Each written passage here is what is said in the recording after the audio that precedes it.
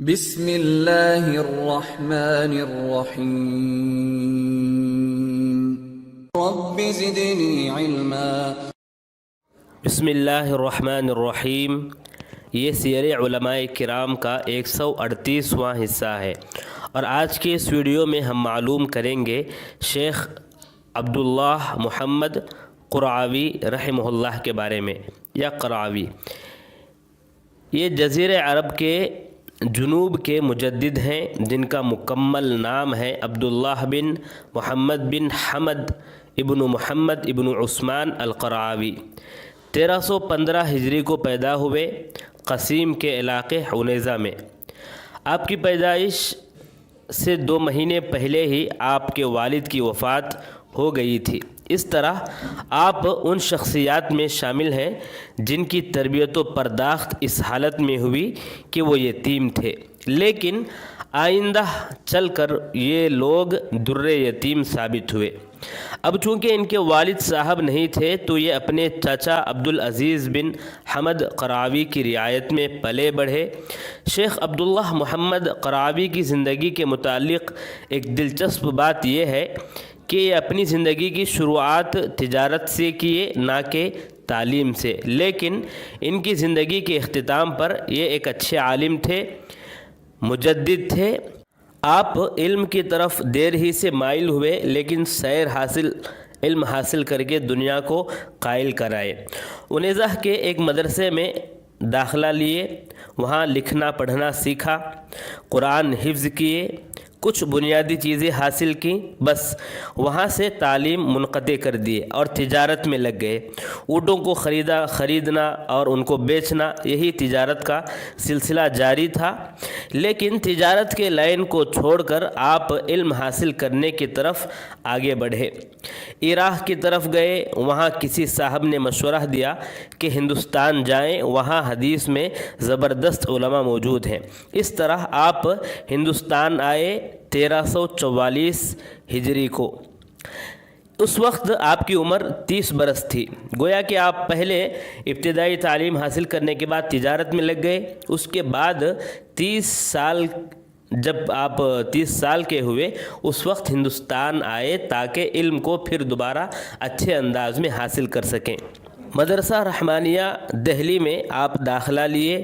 اپنی پڑھائی کے دوران ایک واقعہ ذکر کرتے ہیں کہ میں جب مدرسے میں پڑھ رہا تھا تو ایک استاد تھے، وہ محمد بن عبدالوہاب رحمہ اللہ کی خوب تنقید کرتے تھے، ان پر خوب برستے تھے۔ حالانکہ محمد بن عبدالوہاب رحمہ اللہ کے متعلق وہ زیادہ جانتے نہیں تھے۔ ایک مرتبہ میں ان کے سامنے کتاب التوحید، جو محمد بن عبدالوہاب رحمہ اللہ کی کتاب ہے، ان کے سامنے رکھا اور اس پر سے غلاف ہٹا دیا تاکہ ان کو مؤلف کا نام معلوم نہ ہو سکے۔ وہ پڑھتے رہے، تعریف کرتے رہے، پڑھتے رہے، تعریف کرتے رہے۔ آخر میں انہوں نے کہا کہ یہ کون ہے، یہ مؤلف کون ہے، کون لکھے ہیں؟ تو میں نے کہا یہ محمد بن عبدالوہاب ہیں۔ تو انہوں نے کہا کہ میں اب تک ان کو گالیاں دیتا رہا اور یہ ایک مصلح ہے، میں ان کو گالیاں دیتا رہا، یہ میری غلطی تھی، آئندہ میں ان کو جتنی میں گالیاں دیا ہوں اتنی دعائیں دوں گا۔ یہ ایک واقعہ نقل کرتے ہیں۔ رحمانیہ کے اس وقت مدیر تھے احمد اللہ بن امیر قرشی۔ 8 سال کا وہاں پر کورس رہتا تھا اور کئی کتابیں، مقررہ کتابیں تھیں، وہ پڑھائی جاتی تھیں۔ آپ پڑھائی میں ہی تھے، لیکن آپ کی والدہ کی طرف سے اچانک ایک خط آیا کہ آپ فوراً واپس آئیں۔ دراصل وہ بیمار تھیں تو آپ فوراً نکلے بھی، لیکن وہاں پہنچنے سے پہلے آپ کی والدہ وفات پا چکی تھیں۔ وہاں سے بریدہ گئے، وہاں شیخ عبداللہ سلیم عمر بن سلیم سے علم حاصل کیا۔ وہاں سے مکہ گئے، مکہ میں مدرسہ حلوانی یا حلوانی میں داخلہ لیے۔ وہاں خط یعنی لکھنا اور حساب وغیرہ کرنا سیکھے، کیونکہ تجارت میں بھی یہ بہت زیادہ ضروری چیزیں ہیں۔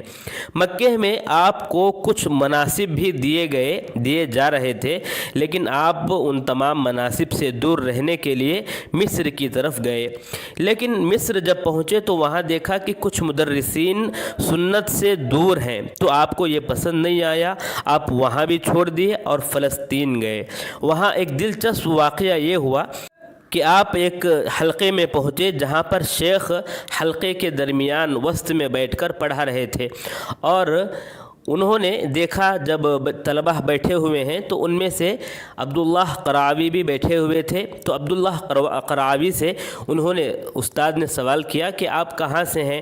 انہوں نے کہا کہ میں نجد سے ہوں۔ کہا کہ کیا تم لوگ وہی نہیں ہو جو گیہوں زیادہ کھاتے ہو؟ تو انہوں نے کہا ہاں کہ ہم لوگ زیادہ گیہوں کھاتے ہیں۔ اس کے بعد انہوں نے کہا کیا شیخ مجھے آپ ایک بات کہنے کی اجازت دیں گے؟ کہا کہ کہو، کیا بات ہے؟ کہا کہ کیا اللہ کے نبی صلی اللہ علیہ وسلم گیہوں نہیں کھاتے تھے؟ کہا کہ ہاں کھاتے تھے۔ کہا کہ جب آپ صلی اللہ علیہ وسلم وفات پائے تو آپ گیہوں کے بدلے میں اپنی ایک تلوار کو جو ہے رہن میں رکھے ہوئے تھے، کیا یہ صحیح نہیں ہے؟ کیا آپ نہیں جانتے ہیں؟ کہا کہ ہاں میں جانتا ہوں۔ کہا کہ جب اللہ کے نبی صلی اللہ علیہ وسلم گیہوں کھاتے تھے تو آپ ہمیں جو ہے کیوں عار دلا رہے ہیں؟ حالانکہ وہ مذاق میں بولے تھے، تو آپ جو ہے اس کو ازراہ مذاق نہ لیے، بلکہ فوراً انہوں نے ٹوکا۔ کہا کہ آپ ہمیں کیسے عار دلا سکتے ہیں جب کہ آپ صلی اللہ علیہ وسلم بھی گیہوں کھاتے تھے؟ اور کہا کہ کیا آپ صلی اللہ علیہ وسلم نے وسط میں بیٹھ کر پڑھانے سے منع نہیں کیا؟ وسط میں بیٹھنے سے منع نہیں کیا؟ کہا کہ ہاں منع کیا۔ تو پھر آپ کیوں بیٹھے ہیں؟ یہ جو ہے واقعہ پیش آیا آپ کا اور مدرس کے درمیان۔ پھر وہاں سے آپ بیروت گئے، عمان گئے، قصیم، ریاض گئے۔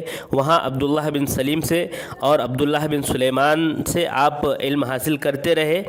اس طرح علم کو حاصل کرنے کے بعد عنیزہ پھر دوبارہ پہنچے اور وہاں ایک مدرسہ قائم کیا 1340 کو۔ اب وہاں پر جب مدرسہ قائم کیے تو طلبہ آنے لگے، لیکن ایک مدت کے بعد پڑھائی بند ہو گئی۔ آپ دوبارہ نکلے تاکہ محمد بن ابراہیم سے ملاقات کریں، جو اس وقت جو ہے مفتی تھے دیار سعودی کے۔ لیکن وہ ریاض میں جہاں پہنچے تھے محمد بن ابراہیم سے ملنے، وہ وہاں پر نہیں ملے۔ محمد بن ابراہیم مکہ گئے ہوئے تھے حج کے لیے، وہاں سے آپ دوسری جگہ گئے۔ آخرکار عنیزہ پھر واپس آئے 1940 کو۔ دوبارہ لوگوں کے طلب کرنے پر آپ مدرسہ شروع کیے، پھر وہ مدرسہ بھی بند ہو گیا۔ پھر ریاض گئے تاکہ وہاں پر محمد بن ابراہیم سے ملے 1350 ہجری کو، اور وہاں پر اس وقت جو ہے محمد بن ابراہیم سے ملاقات ہوئی۔ وہیں رہنے لگے اور ان سے حاصل کرنے لگے، ان کے پاس جو بھی علم کے لیے آتے تھے ان سے جو ہے آپ حاصل کرنے لگے۔ اس کے بعد ان سے مشورہ کیا کہ میں علم اور بھی حاصل کرنا چاہتا ہوں، کہاں جاؤں؟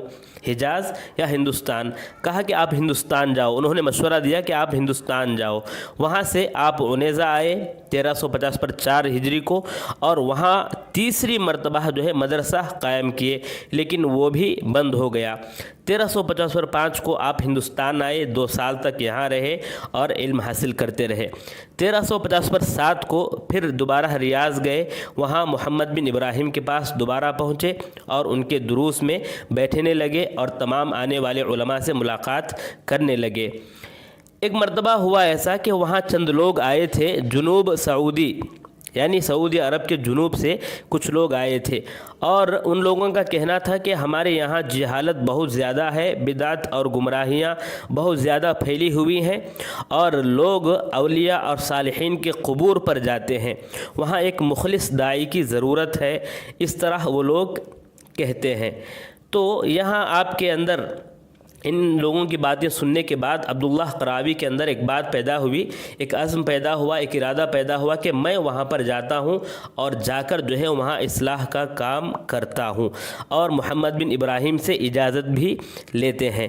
وہاں سے آپ دونوں نکلتے ہیں حج کی غرض سے، حج کے لیے، اور 1350 کو وہاں پر پہنچتے ہیں مکہ میں۔ تو مکے میں آپ کو کئی مناصب دیے جاتے ہیں اس وقت، لیکن آپ تمام مناصب کو ٹھکرا دیتے ہیں اور کہتے ہیں کہ نہیں، مجھے جو ہے وہاں جانا ہے جہاں پر جہالت عام ہے، اور جو لوگ شکایت لے کر آئے تھے وہاں پر مجھے پہنچنا ہے۔ تو فوراً 1350 کو ان سے اجازت لے کر وہاں نکلتے ہیں، سامتہ نامی گاؤں پہنچتے ہیں۔ وہاں ایک دکان جو ہے کرایہ پر لیتے ہیں۔ وہ دراصل لوگوں سے اپنے باتوں کو بڑھانے کے لیے اور لوگوں سے مل بیٹھنے کے لیے اور سمجھانے کے لیے وہ دکان لیتے ہیں۔ آہستہ آہستہ اس دکان کو مدرسے میں تبدیل کر دیتے ہیں۔ वहाँ उसूल सलासा यानी मदरसे में उसूल सलासा, अल-अर्बऊन अन्नवविय्या, अल-क़वाइद अल-अर्बआ, अर्रहबिय्या फ़िल फ़राइज़, अल-आजुरूमिय्या जो नहू और सर्फ़ में है, इन तमाम चीज़ों को पढ़ाना शुरू कर देते हैं बच्चों को।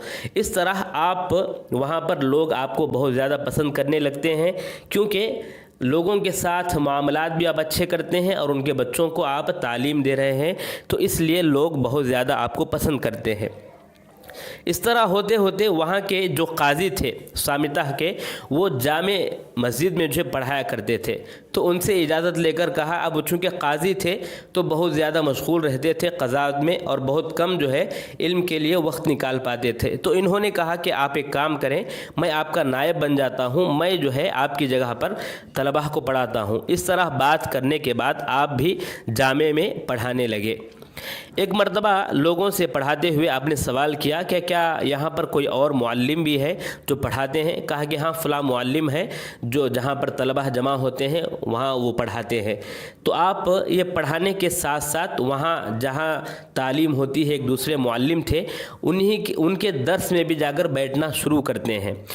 एक मर्तबा हुआ ऐसा कि आप जब मजलिस में बैठे हुए थे तो एक सवाल उठा जिसका जवाब जो है कोई भी नहीं दे पा रहे थे। उस वक्त आप जो है उसका जवाब देते हैं, तो जब लोगों को मालूम होता है कि आप भी एक आलिम हैं और तलबा वहाँ से भी आपके पास आने लगते हैं, उस मुअल्लिम के पास से भी आपके पास आने लगते हैं।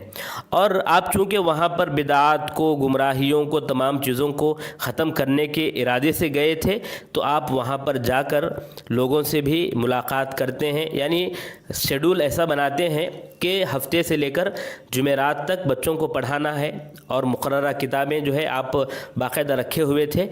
और उसके बाद जुमा के दिन जो है तलबा के साथ क़रियों में निकल जाते थे ताकि दावत व तबलीग का काम करें और लोगों को सही तौहीद की तरफ बुलाते थे, गलत चीज़ों से तमाम लोगों को रोकते थे। ख़ासकर सामिता के लोगों में चंद चीज़ें थीं। यानी वो लोग क्या करते थे, एक महफ़िल जमाते थे, तमाम लोग जमा हो जाते थे, वहाँ ढोल बजाते रहते और तमाम लोग नाचते रहते। जब महफ़िल गर्म हो जाती, तमाम लोग वजद में आ जाते, तो सरदार चंद लोगों के पीठ ठोक कर आगे भेजता। ये लोग चाकू अपने हाथों में लेकर आगे आते और नाचते नाचते कुछ ज़ख़म भी कर लेते। खून भी, ऐसा लगता कि खून भी निकल रहा है, लेकिन फिर बाद में जैसे ही महफ़िल इख्तिताम को पहुंचती, वो ज़ख़म भी ख़त्म हो जाते और वो खून वग़ैरह भी ख़त्म हो जाते थे। और इस तरह इस वाक़ये का असर लोगों पर यूँ पड़ता कि सरदार के पास कुछ ताकतें मौजूद हैं जिससे वो इस तरह करते हैं, और तमाम लोग सरदार से मरऊब हो जाते थे। इसी तरह एक आदत थी उनकी कि ख़तने के वक्त में बच्चों को एकदम सरे आम जो है नाचते हुए, ढोल बजाते हुए तमाम लोगों के सामने वो लोग ख़तना करते थे। इसी तरह ईद के बाद जो है नाचना, ढोल बजाना, इस तरह जो है कुछ अजीब अजीब जो है काम करते थे। तो आप बिल्कुल खुलकर जो है तमाम लोगों को समझाया और उन तमाम चीज़ों को ख़त्म करने को कहा, तो लोग कुछ नाराज़ भी हो गए, क्योंकि जो बीमारी पहले से मौजूद है लोगों के पास, उसी को वो लोग सही समझ रहे थे और आप पर जो है तमाम लोग बरस पड़े। और ख़ासकर जो इनके वहाँ पर बड़े थे, वो लोग तो देख रहे थे कि तमाम लोग इनकी तरफ माइल हो रहे हैं। जैसे ही उन्होंने देखा कि लोग गुस्सा हो गए हैं इनके समझाने की वजह से, तो फ़ौरन जो है तमाम लोग उनके साथ मिलकर इनको जो है बदनाम करने की कोशिश करते हैं। तो आप वहाँ से जाज़ान की तरफ निकल जाते हैं। जाज़ान पहुँचने के बाद वहाँ के जो अमीर हैं वो फुरसान भेजते हैं, वहीं पर एक करिया है फुरसान, वहाँ पर भेजते हैं कि वहाँ भी जहालत है, आप वहाँ जाकर समझाएं। तो आप पहले वहाँ जाते हैं, जाकर जो है मदरसा खोल लेते हैं। आपकी एक आदत थी क़रावी रहमहुल्लाह की कि आप जहाँ भी जाते थे फ़ौरन जो है मदरसा खोलते थे ताकि वहाँ पर तालीम का आगाज़ जो है हो सके। तो इस तरह 1350 पर 8 को आप जब वहाँ जाते हैं तो अहले सामिता फिर दोबारा जो वहाँ के चंद नौजवान आपको बुलाने लगते हैं कि आप जो है फिर दोबारा सामिता में आइए, आप बहुत अच्छा जो है काम कर रहे थे, इस मर्तबा जो है आपके लिए कुछ रुकावटें नहीं होंगी, आराम से आप खिदमत को जारी रख सकते हैं। इस तरह जो है बुला रहे थे। وہ آپ کو بہت زیادہ اصرار کرنے کے بعد صامتہ لے جاتے ہیں، وہاں پر مدرسہ جو ہے دوبارہ قائم کرتے ہیں، اور وہاں پر جو شیڈول ان کا پہلے سے تھا وہی شیڈول قائم کرتے ہیں کہ ہفتے سے جمعرات تک دروس اور جمعہ کے دن قریوں میں نکل کر دعوت اور تبلیغ کا کام کرنا۔ اور آپ جو ہے دو قسم کے دعوت دیتے تھے، ایک دعوت طلاب کو جو پڑھنے والے ہیں، اور ایک عام دعوت جو لوگوں کو دیا کرتے تھے۔ آپ وہاں پر صامتہ میں آپ ایک مکتبہ بھی قائم کیے، جہاں پر مکے سے جا کر کتابیں لاتے تھے اور وہاں پر کتابیں جمع کرتے تھے تاکہ لوگوں کو کتابیں پڑھنے میں آسانی ہو۔ لیکن جانتے ہیں آپ جو اتنی محنت کیے تھے وہاں پر اور لوگوں کو سمجھا رہے تھے، لیکن دشمن آپ کے پیچھے لگے ہوئے تھے اور آپ کو بہت سارے الزامات سے لوگوں نے وہاں پر نوازا، نعوذ باللہ۔ آپ کو کبھی ساحر کہا کہ یہ جادوگر ہیں، لوگوں کو جو ہے جادو کر دیتے ہیں، اور آپ کو متفرد کہا کہ یہ نئی باتیں جو ہے لوگوں کو بتاتے ہیں۔ کبھی آپ کو خائن کہا کہ یہ خیانت کرتے ہیں، اور کبھی آپ کو چور کہا کہ یہ اپنے مال میں سے، مدرسے کے مال میں سے چراتے ہیں۔ حالانکہ یہ تمام الزام تھے، اور جیسے ہی شکایت وہاں پر جو امیر تھے ان کو پہنچتی تھیں، وہ تحقیق کرنے کے لیے بھیجتے تھے، تو تحقیق میں پتہ چلتا تھا کہ آپ کی کوئی غلطی نہیں ہے، بلکہ یہ آپ پر الزام لگایا گیا ہے۔ اس طرح ہوتے ہوتے 1364 ہجری کی بات ہے کہ آپ ایک مرتبہ دورہ کرنے کے لیے نکلے، تو آپ نے دیکھا کہ مدرسے جو قائم تھے اس وقت 20 پر 7 مدرسے قائم تھے، 50 پر 6 مدرس تھے، اور طلبہ جو ہے 1200 سے زائد طلبہ مستفید ہو چکے تھے۔ یمن میں بھی مدرسے کھولنے شروع کر دیے تھے، یمن میں بھی مدرسے قائم کرنا شروع کر دیے تھے، اور 100 سے زائد مدرسے قائم کیے گئے۔ اس طرح مکمل 1500 مدرسے آپ قائم کیے تھے۔ آپ یا آپ کے شاگرد ہوں یا آپ جو لوگ آپ کے پاس آ کر پڑھتے تھے، تو وہ لوگ جا کر اپنی اپنی بستیوں میں مدرسے کھولنا شروع کر دیے تھے۔ اس طرح 1500 مدرسے جو ہے آپ کھولے تھے جہاں آپ دورہ کرتے تھے، ورنہ اور بھی کئی مدرسے تھے، یعنی 750 ایسے مدرسے تھے جہاں پر آپ دورہ نہیں کرتے تھے۔ اور 1380 کی بات ہے کہ 1380 میں اور بھی مدارس قائم کیے گئے قریوں میں، ہر جگہ جہاں پر بھی تعلیم کی ضرورت ہے۔ آپ اس وقت بہت خوش ہوئے کہ یہی اہم چیز ہے، تعلیم سے بہت جلد جو ہے لوگوں میں سدھار پیدا ہوتا ہے۔ اور 1380 برنوں میں آپ بیمار پڑے، اور بیمار پڑنے کے بعد علاج کراتے رہے، اسی بیماری میں آپ مبتلا تھے، یہاں تک کہ آپ وفات پا گئے۔ انا للہ و انا الیہ راجعون۔ آپ بہت زیادہ جو ہے نرم تھے، داعی تھے، مخلص تھے، زاہد و عابد تھے، اور صابر تھے، سلفی عقیدہ رکھتے تھے، اور اذا صح الحدیث فہو مذہبی، اس کے قائل تھے۔ یہ چند باتیں ہیں عبداللہ القرعوی رحمہ اللہ کے متعلق، جن کی زندگی ایک عظیم مجتہد اور مجدد کی زندگی ہے، بڑی زبردست جو ہے زندگی ہے۔ ان سے انسپائر ہو کر کئی علماء جو ہے دعوت کا کام کر سکتے ہیں، اور ان کی زندگی بہت زیادہ جو ہے رہنمائی دے گی ہر حالت میں انسانوں کو انشاءاللہ۔ اللہ سے دعا ہے اللہ تبارک و تعالی آپ کی خدمات کو قبول فرمائے اور آپ کو جنت الفردوس میں اعلیٰ مقام عطا فرمائے، آمین یا رب العالمین۔